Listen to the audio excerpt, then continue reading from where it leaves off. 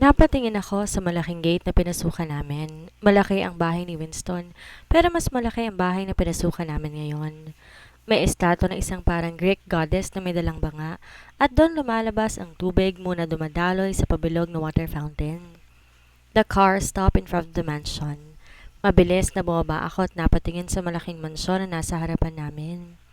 Napalingon ako kay Winston nang bigla niyang hapitin ang bewang ko. Asawa ko, next time, wait for me to open the door for you. Anito sa akin. I'm not disabled. Tumulis ang labi nito sa sinabi. I'm trying to be sweet and gentleman here, asawa ko. Parang batang saan nito. I looked at him. You don't have to. But I want to. Asawa na kita kaya't dapat lang pagsilbihan kita. Nakangiting saan nito at kumindat sa akin. Iniumang niya sa akin ang braso niya kaya agad naman akong humawak doon. My mom is an actress, so don't mind if she's sometimes exaggerated and dramatic. Bulong nito sa akin bago kami tuluyang pumasok sa loob ng mansyon. Isang maliwanag at malaking crystal chandelier ang bumungad sa amin. Malawak ang buong living room at may spiral stairs paakyat.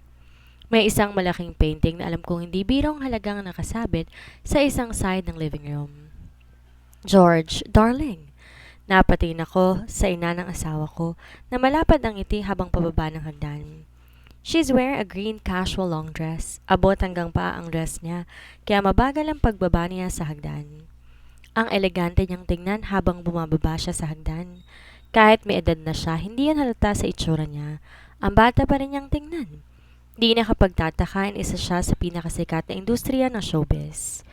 Mabuti na lang umuwi muna kami bago dumiretso rito, kaya nakapagpalit ako ng damit kahit papano. I'm wearing a blush mid satin dress. May tie slit sa kaliwang bahagi ang dress kaya nakikita ang isang tuhod ko kapag humahakbang ako. Good evening po. Magalang na bati ko nang tuluyan na siyang makababa. Good evening, George. You look so beautiful. Malaki ang ngiting saan nito sa akin nang pasadahan ako ng tingin bago ko bineso. I like my son's taste. Salamat po.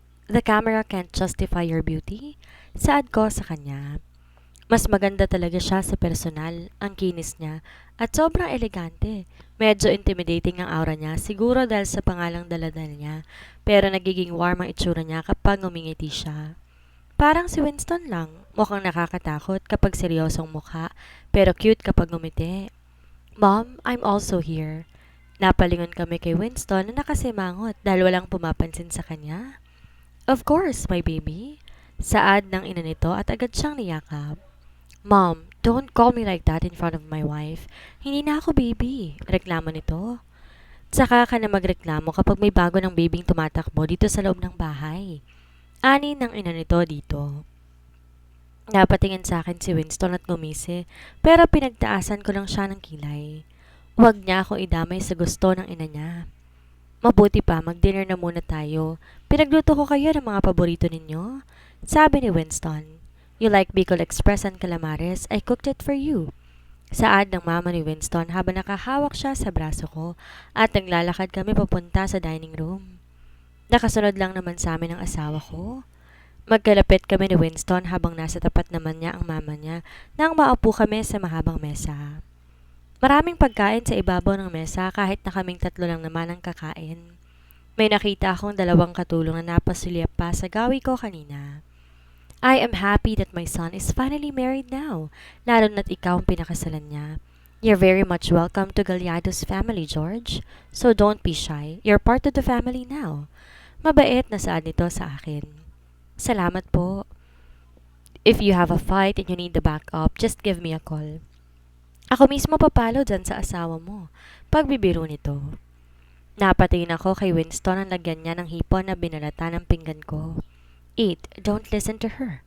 Mahinang saan nito sa akin, pero narinig pa rin yun ng ina niya, kaya inirapan nito ang anak niya. So, when will your church wedding be? Biglang tanong nito, kaya natigilan ako at napatingin kay Winston. We will not talk about it, but You must marry her again properly, Winston. Nakakahiya sa pamilya ni George. Mapaghahalata ang pinikot mo lang ang asawa mo kapag nalaman nila kung paano kayo kinasal. Sermon ng ina nito na bahagya akong kinatawa. Ma, you were there. She asked me to marry her. Depensa ni Winston. Naglamay naman to ng kalamares ngayon sa pinggan ko. Kanina ko pa napapansin kahit kausap namin ng ina niya, masyado siyang attentive sa kinakain ko. Pero akala ko naman may preparation pa. Hindi pa ako nakakaliw sa bahay mo, tumatawag na sa akin si Sixto para sabing magtungo ka sa bahay ng ninong mo at magpapakasal na raw kayo. Anak, pinahalata mo naman masyado na ayaw mo nang pakawalan niyang asawa mo. Patuloy ng ina nito. We're still busy and we just got married. Sa ngayon, di pa po namin napag-uusapan ng kasal, lalo na sa simbahan. But maybe next year? Wag po kayo mag-alala, pag-uusapan po namin ng tungkol doon. Saad ko na lang para di na siya kulitin ng ina niya. Pasensya ka na George kung makulit ako ha. Excited lang ako basta if you need anything, don't hesitate to call me. Nakangiting saad nito. Tumango ako sa kanya. Masaya ako na kahit alam kong biglaan ang nangyaring kasal sa pagitan namin ng boss ko, tanggap na tanggap ako ng ina niya. Matapos namin maghapunan, kinausap ako ng ina ni Winston habang siya naman may kausap sa cellphone niya. Napatingin ako sa ina niya nang hawakan nito ang kamay ko. Winston is my only son. I love him so also the person he loves. Medyo pasaway siya pero mabait siya kaya sana pagpasensyahan mo siya palagi. He is a good guy, George. If ever may hindi kayo pagkakaunawaan, don't give him a silent treatment. Talk to him. Kung may marinig ka man laban sa kanya, sana makinig ka muna sa paliwanag niya. Always try to listen to him because Winston is the type of man who's always willing to explain. Maguro siya magpaliwanag minsan but just ask him if you want to know something. He can be honest to you. If may nagawa man siya na hindi mo nagustuhan o nasaktan ka niya, maaaring hindi niya yun sinasadya kaya hayaan mo na lang siyang magpaliwanag. I hope you can be patient to my son George. Pakiusap ito sa akin habang hawak-hawak ang kamay ko. Di ko alam bakit niyo nasabi sa akin.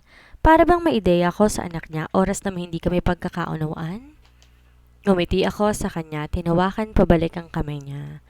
I'm always patient to his son, kaya nga kahit pasaway siyang boss at sumasakit ang ulo ko sa kanya, di ko naisipang mag-resign kahit kailan. Opo, I know he is a good guy. Salamat po sa pagtanggap niyo sa akin. Niyakap niya ako. Napalingon ako nang lumapit sa amin si Winston. What's going on with the two most beautiful girls in my life? Tanong nito sa amin. Nothing. Sure ba kayo na uuwi pa kayo? You can stay here tonight. Naramdaman ko ang palad ni Winston na dumampi sa likod ko. Mom, we just got married. Ani Winston at kumindat sa ina nito.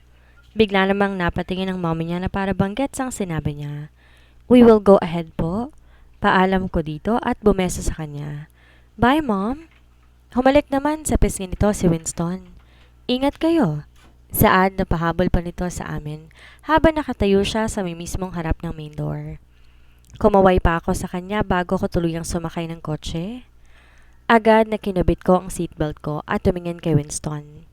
Muling tumunog ang cellphone niya habang nagmamaneho siya. Napatingin ako doon at tanging numero lamang ang tumatawag. Why don't you answer it? Tanong ko sa kanya nang di niya pinansin ang tumatawag. I am driving, asawa ko. Tinignan ko siya. Pwede naman siyang sumagot habang nagmamaneho.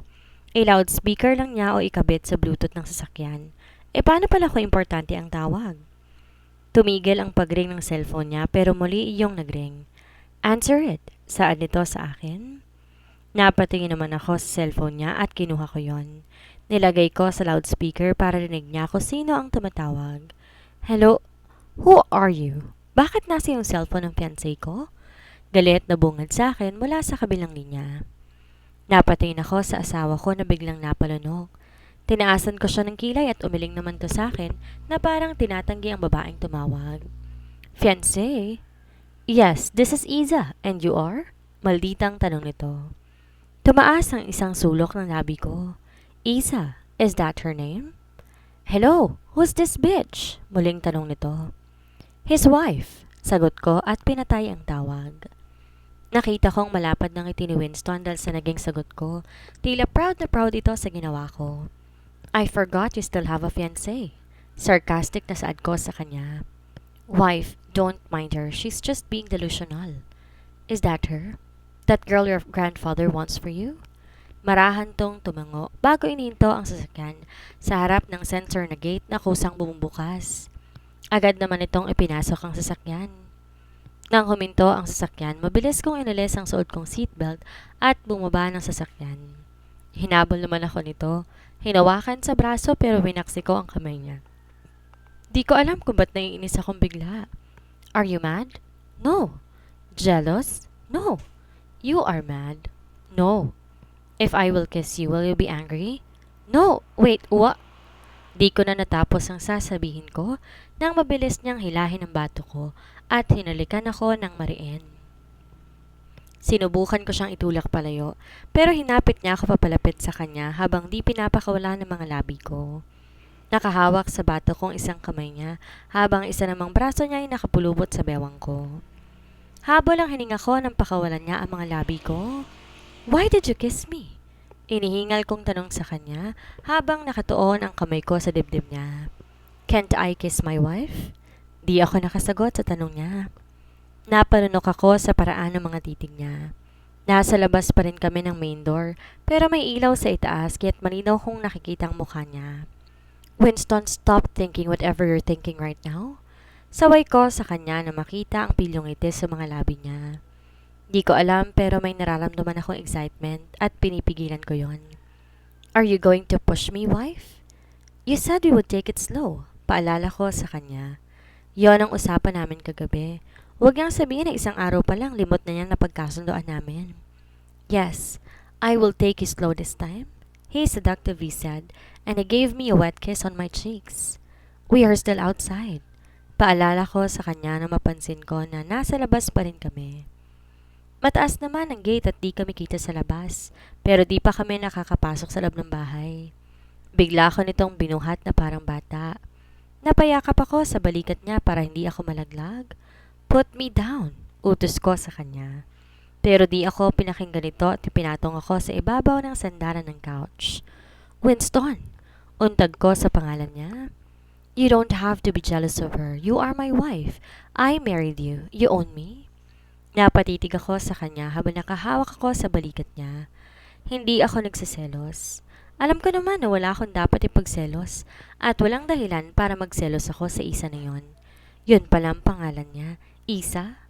Hindi ako nagsiselos doon. Alam ko naman wala siyang gusto doon eh. Isa pa, hindi ko ugaling magselos, naasar lang ako. Alam ko naman di pa rin to titigil kulitin ng asawa ko kahit pa malaman itong kasal na kami. I am not jealous. Why would I be jealous of her? Pinakita ko sa kanya ang singsing na suot ko dahilan para mapangiti ito.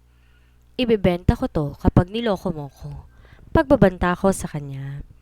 Sigurado naman akong mahal ang singsing na to. Sa bato pa lang na nasa gitna nito, alam ko nang hindi biro ang halaga nito. Asawa ko, I will never cheat on you. Agad ay depensa nito. Kinuha niya ang kamay ko, hinalikan ang likod ng palad ko. Kaya, huwag mo tong ibebenta.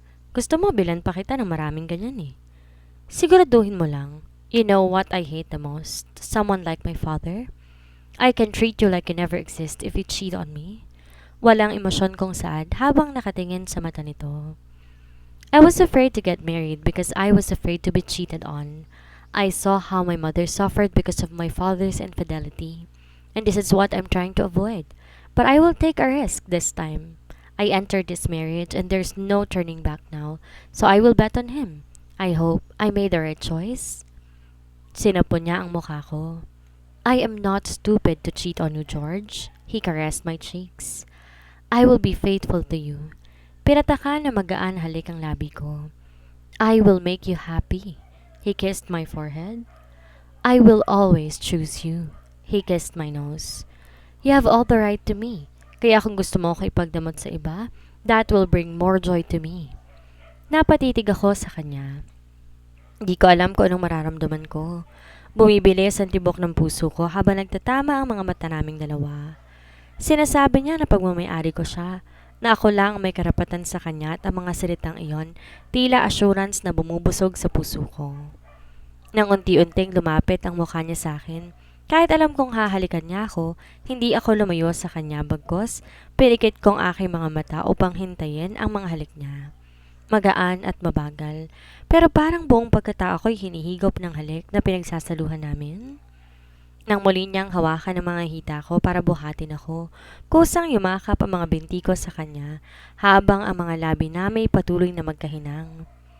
Naupo siya sa sofa habang nakasalang ako sa kandungan niya dahil sa pagkakabuhat niya sa akin kanina.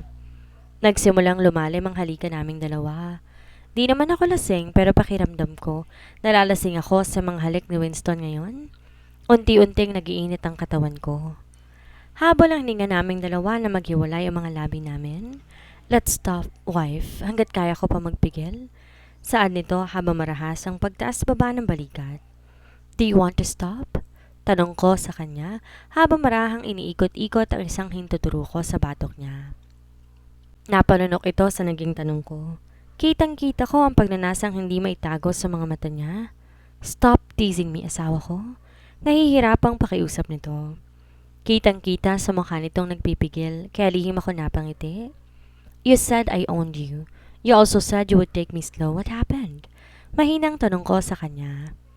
Inawakan niya ang balakang at masinila ako papalapit sa kanya.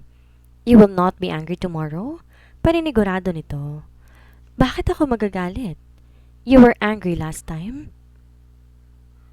I am not. Di naman ako nagalit noon dahil alam kong may kasalanan din ako. Naiinis lang ako na pinipilit niya akong panagutan siya na para bang ako ang namantala sa kanya. Umakmang aalis ako sa kandungan niya pero inilan niya ako pabalik upang pigilan. Where are you going? Ayaw mo yata eh, wag na lang, sagot ko. Kung kailan ko gusto, saka naman niya ayaw. Sinong aayaw? Siyempre gusto ko.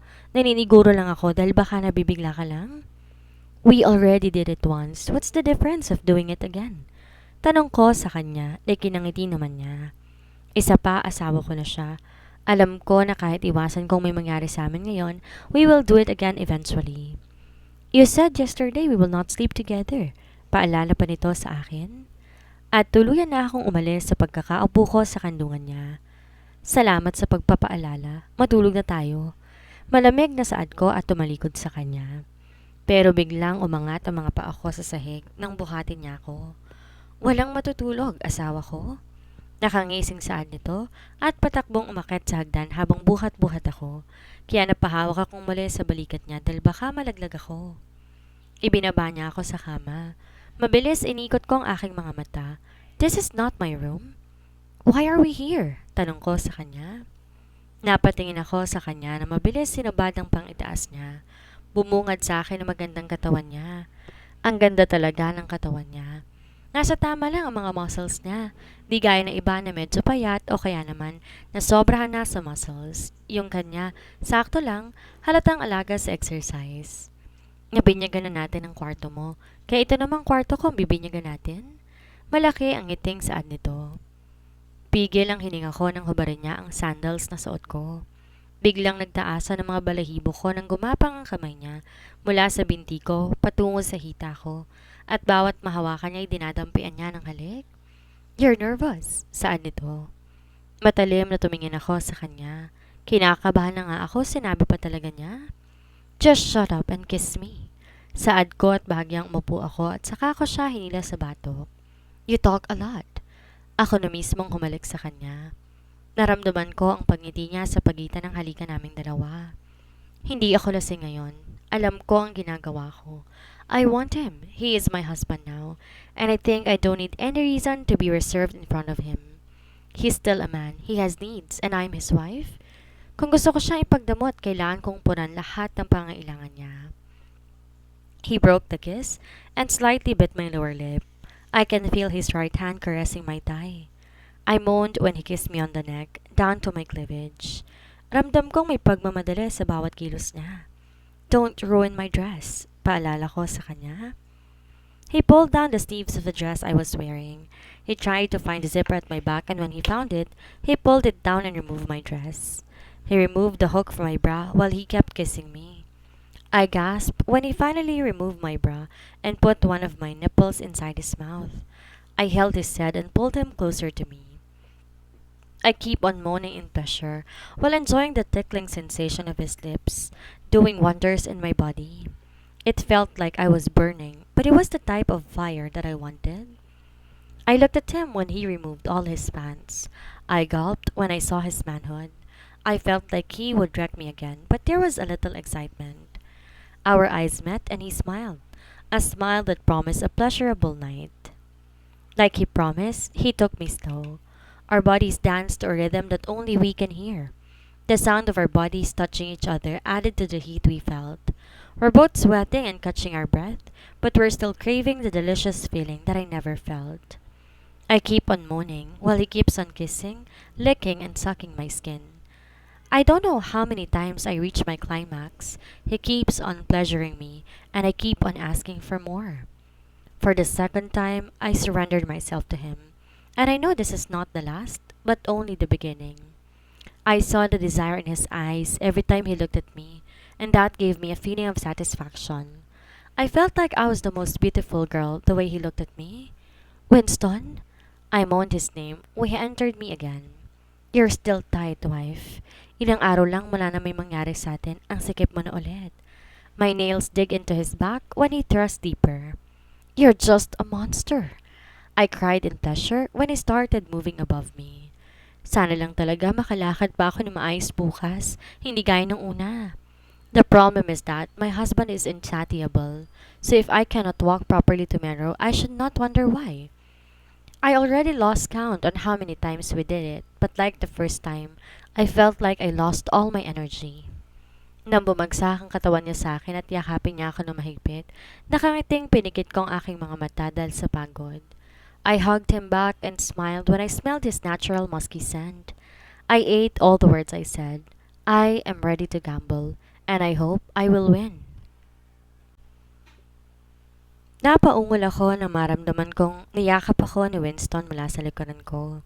We're both naked under the blanket, and I can feel his erected manhood touching my back. He's hard again. He cupped my breasts and started to massage them. He gave my right shoulder a wet kiss. I slightly opened my eyes to look at the time, and it's only 4 in the morning. We just slept and now he's starting again. I'm still tired and sleepy. Using one of his knees, he slightly spread my legs and entered me from behind. Mahigpit na napahawak ako sa unan habang pinapaligaya niya ako mula sa likuran. Akala ko tapos na kami pero hindi pa pala. Inawakan niyang baba ko. Hinarap ako sa kanya bago ko halikan sa labi. He pulled me closer to him, and for the last deep thrust that made me feel full, he came inside me. Tuluyan na akong humarap sa kanya. Enough! I can't feel my legs now. Inaantok na reklamo ko na sa kanya. I used his chest as my pillow. He hugged me tightly. I'm sorry. I just can't get enough of you, he said, caressing my hair until I fell asleep again. Tinatamad na minulot ko ang aking mga mata na maramdaman ko na parang mayroong nakatitig sa akin. Bumungad sa akin ang mukha ni Winston na nakatunghay sa akin habang malapad ang ngiti. Parang ang saya-saya niya. Good morning, asawa ko. Todong ngiting bati nito. Akbang hahalikan niya ako nang hinawakan ko ang mukha niya at itinulak yon palayo. Come on, asawa ko, kiss lang. Saad nito habang pilit nilalapit ang mukha sa akin. Pero hawak ko siya sa baba kaya hindi niya mailapit ang mukha sa akin. Enough, you kissed me the whole night. Morning naman na ngayon. Tiningnan ko siya na matalim pero di ko namalayan na ibaba ko ng kamay ko kaya't sinamantala niya yon para halikan ako. Hindi pa ako nagtutoothbrush. Saad ko at mabilis tinakpan ang bibig ko kahit nahalikan na niya ako. Okay lang. Kahit walang hugas, kakainin pa rin kita kung gusto mo. Ang dugyot mo! Asar kong saad sa kanya at sinipa siya, dahilan para bumagsak siya sa kama. Gumapang ako para tingnan siya. Hiningla ang kumot na agad tinakip sa kanya na makita ko siyang walang kahit anong suot, habang ako'y mabilis na tumayo at tinampot ang t-shirt niya at sinuot ko. Hawak ang likod ng bewang, tumayo ito pero, cover yourself, utos ko sa kanya. What for? You already saw this? Kung sa bagay, may point siya. Pero di pa rin ako sanay na makita ang pinagmamalaki niya na siyang bubungad sa akin lalo na't umaga. Parang Diyos sa Olympus na lumakad to papunta sa walk-in cabinet. Naka-shorts na ito nang lumabas. I will cook our breakfast. Lumapit ito at marahang pinataka ng halik ang pisngi ko bago tuluyang lumabas ng kwarto. Napangiwi ako at napahawak sa likod ng bewang ko. Marahang sinuntok-suntok ko pa ang mga hita ko. Ang hirap niyang pagbigyan, parang malulumpo ko kinabukasan. Agad akong pumasok sa banyo para gawin ang morning routine ko. Nagkilamos ako pero nung mapatingin ako sa toothbrush, iisa lang yon. Kaya nagpa siya akong muling lumabas para sana lumipat sa kwarto ko. Pero paglabas ko ng bathroom, napatingin ako sa kama na parang dinaanan ng bagyo. Pinulot ko ang mga damit naming nagkalat sa sahig. Inayos kong ibabaw ng kama. Napatingin ako sa buong kwarto niya. Mas malaki yon kaysa kwartong inuukup ako. Black and white lang ang makikita sa buong paligid. Nagtungo ko sa guest room at doon ipinagpatuloy ang paghihilamos at pagtutoothbrush ko. Umihi rin ako at naghugas ng sarili ko. Kumuha ako ng isang rubber band at piniyot ko na lang ng basta ang buhok ko. Nagsuot din ako ng underwear pero ang malaking t-shirt lang niyang suot ko. Bumaba din ako sa kusina at naabutan ko siyang nakaharap sa stove, abala sa pagluluto ng almusal namin. Yung may masarap ka ng asawa na masarap pang magluto. Di naman ako si bayani ng nakaraang buhay ko, pero parang pinagpala ko ng gusto sa buhay ko ngayon. Gets ko na kung bakit marami naghahabol sa kanya. Dati naman di ako mahilig kumanga sa pisikal na itsura ng mga lalaki, pero ngayon hindi ko maitatanggi. May paghanga akong nararamdaman sa mismong asawa ko. He is half naked while cooking. I can see his broad shoulders. I bit my lips when I saw some scratches on his back. I know that I am the one who did it. Humarap siya sa akin. Sumalubong ang pandesal niya na nasa tiyan. Bigla parang gusto ko magkape. Hey, sexy! Lumapit ako sa kanya at mabilis na akong pinataka ng halik sa labi. Pero di na ako nag-react at tumingin lang sa niluluto niya. He is cooking and frying hot dogs. Do you eat hot dogs? I eat anything as long as it's edible. Sagot ko sa kanya at umabot ng isang cup. You are the most edible inside the kitchen now, asawa ko. Saad nito kaya napatingin ako sa kanya at nakita ko. Nakatitig siya sa hita ko. Manyak talaga. Sa dami ng ugali na agad madidiscover ko ngayong mag-asawa na kami, ang kamanya-kanya talagang unang lumabas. I'm not a food. Yeah, but I want to eat you. I looked at him again after I put coffee granules in the coffee maker. Enough with being a pervert, sir. You already devoured me last night. Baliwalang saad ko na hindi pinansin ang mapang-akit niyang ngiti. Parang laging manginginig ang binti ko sa kanya tuwing umaga. I am not a pervert, asawa ko. I'm just admiring you. You look hot wearing my shirt. Saad nito at muli, pinasadahan ako ng tingin. Nakasandal ako ngayon sa kitchen counter at hinihintay na mapuno ang tasa ng kape na nasa coffee maker. And I am not hot when I'm not wearing your shirt? Tanong ko sa kanya habang pinapanood siyang magprito. Lumingon siya sa akin. You're hot whatever you wear. Hotter when you're wearing my shirt, and hottest when you are in your birthday suit. He answered and gave me a wink. But it felt like my head was starting to get hot now. I stated, and gave him an obvious fake smile. Sabi ko nga, tatahimik na ako. Ba't ba kasi nagdadaldal pa ako eh? Nakailan na ako kagabi, gusto ko lang umisa pa nga. Di niya na natapos ang sasabihin, nang sipain ko na siya sa hita niya. He chuckled and turned off the stove. Inawakan niya ang kamay ko at hinila ko papalapit sa kanya. Pinanggigilan niya akong halikan sa pisngi.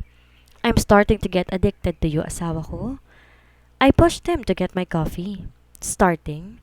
Why do you have this feeling that you have had a crush on me ever since? He looked at me with disbelief. Are you really my wife? Where did you get that attitude? Pang-asa nito sa akin. So sinasabi mo ba, pinilit mo lang akong pakasalan ka dahil ako nakauna sa'yo? Di halata sa mga naging performance mo, ha? Sarcastic kong saad sa kanya at uminom ng kape. Nilagay naman niya sa isang plato ang mga luto niya. Magaling ba? Mayabang na tanong nito sa akin habang malapad ang ngiti. I shrugged my shoulders. His jaw dropped with my reaction. I secretly smiled. Magaling. Parang gusto ka na talagang magduda na ako ang unang babaeng nakasama niya sa kama. Daig niya pa ang nagtuturo ng Kama Sutra. Hindi? Pwede na. Mabilis nung lumapit sa akin at binuhat ako. Winston! Let's practice more. They said, practice makes perfect. Pinitik ko ang noon niyan, ipatong niya ako sa ibabaw ng counter. Let me go ha, wag mo akong uutuin. Quickie? No. Lumabi ito. Asawa ko. Gutom na ako. Pagkatapos mong kumain, hirit pa ulit nito. Masakit na ang balakang ko. Reklamo ko sa kanya. Hindi niya ako tinantanan kagabi, tapos umisa pa siya kanina madaling araw. Mabuti na lang linggo ngayon at walang pasok kaya pwedeng gumising ng late. Sanay akong gumising na maaga pero sa pinaggagawa namin kagabi, pakiramdam ko gusto ko pang matulog ulit. Massage, gusto mo? Tanong nito at pinisil-pisil ang may pang-upo ko. Tadyak, gusto mo rin ba? Masungit na tanong ko sa kanya. Pero wala naman talaga akong balak tadyakan siya eh. Nasipa ko na siya kanina pagising namin, kaya baka naman magmukha na siyang battered husband sa pagiging bayolente ko masyado. Kailan ba ako mananalo sa'yo? Tanong niya sa akin. Napangiti ako sa tanong niya. I don't know but I enjoy bickering with him. It's new because in the office I always ignored him when he was trying to throw a joke. I rarely smiled at him but I am now unaware that I'm already smiling just by looking at him. 2 araw pa lang kaming kasal, pero kampante na ako sa kanya. Mas komportable na ako. Siguro dahil tanggap ko ng kasal na talaga kami, and the only thing I need to do is to cooperate with him so that we will work. Nanalo ka na, iyon na ako eh. Unti-unti, sumilay ang ngiti sa mga labi nito habang nakatingin sa akin. Jackpot! I cupped his face and gave him a quick kiss. Let's eat now, asawa ko. Masuyong saad ko sa kanya at tinawag siya sa endearment na itinatawag niya sa akin. Nakita ko ang pamumula ng pisngi nito na gumapang hanggang sa tenga niya. He's blushing and it's cute. Where are you going? Napalingon ako nang makita ko si Winston. He's wearing casual shorts and a navy blue polo shirt. Sabay kaming naligong dalawa matapos namin kumain, pero hindi kami sa isang bathroom naligo. Ako, dito sa guest room at siya, sa kwarto niya, kahit pinipilit niyang sabay na lang kami. Alam ko na kung pumayag ako magsabay kami, baka nasa loob pa rin kami ng bathroom ngayon. Kilala ko na siya eh. Masyado siyang di nagpapalampas ng pagkakataon. Pupunta ako sa bahay. Kailangan kong kausapin si mama. Matapos ang kasal namin, di ko pa nakakausap ang ina ko. Alam kong wala namang problema sa kanya na ikasal na ako pero gusto ko pa rin magpaalam na maayos sa kanya. I'll go with you. Saad nito at tuluyang pumasok sa kwarto. Naupo to sa kama habang pinapanood akong nagtutuyo ng buhok ko. Wala ka bang lakad? Kaya ko naman mag-isa eh. I want to talk to your mother too. Gusto ko siyang pasalamatan na hinayaan niya akong pakasalan ka. Maybe because you already talked to her beforehand. But she is your mother. Parents are protective and knowing that she let me marry you and be my wife, I'm thankful for her support. Napangiti ako sa sinabi niya bago pinagpatuloy ang pagbublower sa buhok ko. I used to think of him as the annoying boss. Madalas pasaway siya sa opisina. Tingin ko nga sa kanya dati masaya siya kapag galit na ako sa kanya kaya minsan alam kong sinasadya niyang asarin ako. Dahil kapag di naman ako nakatingin sa kanya, nakikisa ko naman busy at seryoso siya sa trabaho. Pero kapag nasa paligid ako, saka siya nagpapapetiks-petiks. Yung tipong hihintayin mo ng pagalitan ko siya kahit boss ko pa siya bago siya magseryoso. Gaya nga ng sinabi niya, sinamahan niya ako papunta sa bahay namin. He was driving while I was sitting in the passenger seat. I think I need to start learning how to drive. Biglang saad ko habang nasa biyahe kaming dalawa. Saglit na lumingon siya sa akin. Why? I cannot always ride with you. Paano kung may pupuntahan ako at ganun din siya? Masyadong abala ko ipagdadrive pa niya ako? You can. I don't mind being your driver. From now on, you will be my passenger queen, he said. But you're busy, and I cannot always drag you with me if I'm going somewhere. Paliwanag ko sa kanya. I can hire a driver for you if I needed, but as long as I can, I prefer to be your driver. Hire. Pwede naman ako na lang mag-drive para sa sarili ko eh. I just need to enroll myself in a driving school. Magastos kapag mag-hire pa. Panggasolina ko na lang ibabayad sa driver. Don't worry about the salary. I can pay for it. Think of me as your bank account. Kumindat pa ito habang nakangiti. Ang importante, ma-safe ka. Kung akong kasama mo, may driver ka kasi mapapagod ang mag-drive lalo na kapag gabi para may kasama ka. Paliwanag nito. Okay, pagpayag ko na yan. Pero wala pa akong sasakyan kaya kailangan ko pang bumili. Di naman pwede may driver pero walang sasakyan. Siguro pag may time ako, magtitingin ako ng murang kotse kaya pwedeng mabili. Kapag gaya kasi nitong ginamit namin ang bibilin ko baka maintenance pa lang mamulubi na ako. Nang makarating kami sa bahay, agad akong bumaba. Sumunod siya sa akin at nang makita kami ni Mama, baka sanggulat sa mukha nito. George, Winston, what are you doing here? May hawak tong pangdukal ng mga halaman. Agad nito yung binitawan kasama ng gloves sa suot nito at lumapit sa amin. Dapat tumawag man lang kayo na paparito para naman nakapaganda ako. Kala ko naman busy pa kayo sa honeymoon ninyo kaya hindi pa ako makakaparito. Okay lang ba kayo rito? Tanong ko sa kanya. Kami lang kasing dalawa ang nandito sa bahay, tapos bigla akong hindi umuwi dahil nga sa biglaang kasal, kaya mag-isa na lamang siya dito. Oo naman, aalis na rin naman ako kaya huwag kang mag-alala sa akin. Masaya ko na pag nagpunta ako sa Canada, sinamahan ng kapatid mo na hindi ka na nag-iisa. May kasama ka na, kaya hindi na ako nag-aalalang maiwan ka. Bumaling to kay Winston na nakatayo sa tabi ko. Alagaan mo tong anak ko ha. Kapag nasaktan mo yan, baka mahirapan tayo parehong hanapin siya. Tila biri ni Mama kay Winston. Di naman ako mahirap hanapin. Pero kapag kasi nasasaktan ako, kaya kong burahin ang existence ng taong nakasakit sa akin, gaya ng ginawa ko kay Papa. Aminado ko, hindi ako madaling magpatawad, lalo na ako nasaktan talaga ako. Yes naman po, akong bahala sa panganin ninyo. Mabilis sa sagot nito. Sana pagbalik ko, dalawang panganay na ang sasalubong sa akin. I will work hard to make it happen, Ma. Paniniguro nito kay Mama kaya napatingin ako sa kanya. Habaan mo na lang pasensya mo dito sa anak ko ha. Mabait naman niyang si George at sa tingin ko, bagay na bagay talaga kayo. Ma, ba't pakiramdam ko pinamimigay niyo talaga ako sa kanya? Masyadong ready mga papeles ko ha? Pagpaparinig ko sa kanya. Kahit naman di kita ibigay sa kanya, parang may balak naman yung asawa mong nakawin ka sa akin. Kaya hinayaan ko na lang.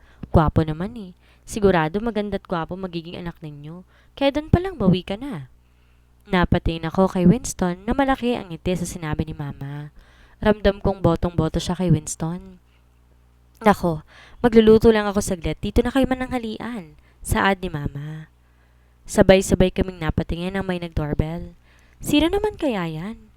Agad na humakbang si Mama patungo sa pinto para tingnan ko sino nasa labas. Sumunod ako sa kanya at sumunod naman sa akin si Winston. Nanatili ako sa main door na makita ko kung sino ang dumating. Si Philip. Anong ginagawa niya rito? Pati ba naman dito sa bahay pumupunta pa rin siya? Ilang beses ko bang sasabihin sa kanya na tantanan na niya ako? George? Tawag nito sa pangalan ko nang makita ko. Nag-aalalang lumingon naman sa akin si Mama. Philip, anong ginagawa mo rito? Napadalaw ka. Wika ni Mama bago to pinagbuksan ng gate. Baka sa boses ni Mama na nagulat to sa biglaang pagdating ng bisitang di niya inaasahan. I am just visiting you, tita. Di ko alam na may bisita po pala kayo. Saad nito at tumingin kay Winston na nasa tabi ko at biglang umakbay sa akin. Kita ko ang pagsalubong ng mga kiling ni Philip sa ginawa nito. Isn't he your boss? What is he doing here? Magaspang na tanong nito. It's none of your business. Hindi ba nakapag-usap na tayo? Tantanan mo na ako. Malamig na saad ko rito. Bakit ba lahat ng taong napapatikit sa akin makukulit? Ilang beses ko nang sinabi sa kanya na tantanan niya na ako pero di siya marunong makinig. Ayaw mong ligawan kita dahil sa kanya? Di ko alam mukha ka palang pera. May pang-insultong saad nito habang nakatingin sa akin. Philip, bawiin mong sinabi mo. Hindi ganun ang anak ko. Pagtatanggol sa akin ni Mama. Bumaling si Philip kay Winston na hindi pinansin ang sinabi ng ina ko. Don't expect that she will take you seriously. That woman is a cold-hearted one. Pagtutulakan ka rin niya sa huli. Galit na saad nito. I don't think so. You better leave and not show your face again. I don't like anyone insulting my wife. Mapanganib na saad ni Winston dito. Bumaha ang gulat sa mukha ni Philip. Wife? Di makapaniwalang saad nito. Tinaas ko ang kamay ko at pinakita sa kanya ang singsing na suot ko. I am married, and I prove to myself that I'm not frigid like what you have said. Nakita kong kumuyom ang kamao nito dahil sa sinabi ko. You're married. Di pa rin makapaniwalang saan nito. You are no different from other girls. A gold digger. Milyonaryo lang naman siya kaya pinakasalan mo. Galit na saan nito. Calling me a billionaire is an insult. Saad ng asawa ko. I am not just a millionaire. I am a billionaire. And I don't mind if she digs up everything she wants from me, as long as she's mine. She is mine. Nakita kong napangiti ang ina ko sa sinabi ni Winston. Proud na tumingin naman ako sa asawa ko. Umalis ka muna, Philip. Huwag ka nang gumawa ng gulo dito. Pakiusap ng ina ko. Akala ko ba akong gusto nyo para sa anak nyo? Pananumbat nito kay mama. Pinakilala lang kita sa anak ko. Pero si George pa rin na masusunod kung sinong gusto niya. Di naman ako pwedeng mamili para sa anak ko dahil may sarili naman siyang feelings. Depensa ng ina ko. Isa pa, kung ano-ano na ang itinawag mo sa anak ko, sa tingin mo ba magugustuhan pa rin kita para sa kanya? I know you are seeing someone, so stop the drama and leave. I just hurt your ego for rejecting you. That's why you keep on chasing me. You don't like me. You just saw me as a challenge. But I'm sorry. I'm stupid to fall for your little game. Saad ko habang diretsang nakatingin sa kanya. Nakita ko siya minsan na may kasamang ibang babae sa mall. Kaya wag siyang umakto na para bang gustong gusto niya ako kaya niya ako hinahabol. And I am not a gold digger because if there's one thing I want to dig for my husband, it is my nails on his back. Dagdag ko. Narinig kong mahinang napatikim ang asawa ko. Maging si mama nagulat at napatingin din sa akin, pero hindi ko sila pinansin. Nakataas ang kilay na natiling nakatingin kay Philip. Leave now, and I hope that this will be the last time that you'll try to talk and insult my wife. She is my wife now. Respect it or I will call the police. Pagbabanta ni Winston dito. Galit na tumingin to sa amin bago tuloy yung umalis. Napapailing na napasunod naman ang tingin si mama dito. May attitude siya. Kala ko pa naman mabait. Buti na lang pala may magnanakaw na dumating at na-snatch ka. Saad ni mama at muli nang pumasok sa bahay. Ako ba yung magnanakaw? Bulong na tanong ni Winston sa akin at tinuro ang sarili. What do you think? Balik tanong ko sa kanya. Hindi kita ninakaw ha. Ikaw nga tong pinagsamantala ng kahinaan ko. Saad nito habang nakasunod sa akin. Nagtungo si mama sa kusina, habang ako naman sa kwarto ko. May mga gamit kasi akong kukunin ko. Kahinaan? Meron ka nun? Siyempre naman, asawa ko. Kahinaan kong maging matatag kapag ikaw ang umaakit sa akin. Proud na sagot nito. Nilibot nito ang mata sa loob ng kwarto ko hanggang mapatingin sa kama ko. Ano, binyagan natin? Binato ko siya ng stuffed toy na nahawakan ko. Natatawang sinalo naman niya yun. Naupo to sa kama at biglang seryosong tumingin sa akin. Sabihin mo lang sa akin kung marami pa akong lalaking itataboy palayo sa'yo, asawa ko. Biglang saad nito. Di naman ako habulin. Madami silang gustong magpapansin sa'yo. Natatakot lang silang lapitan ka. Lumingon ako sa kanya. Wala yun. Kumpara sa dami na naghahabol sa'yo. Pinakita ko ang mga daliri ko sa kanya. Kulang tong mga daliri ko kung mabibilang ako Ngumisi to sa akin. Kaya nga ipagdamot mo ko. Kasi wala naman silang laban sa iyo Alam mo namang sa'yo lang ako handang maghabol. Kasal na kami. Wala nang dahilan para habulin niya ako. Maliban na lang kung ako mismong lumayo sa kanya. Di naman yun mangyayari kung di niya ako lolokohin. Alam ko marami pa kaming dapat plansyahin sa relasyon namin. Pero sana walang makasira sa bagay na sinimulan naming buuin.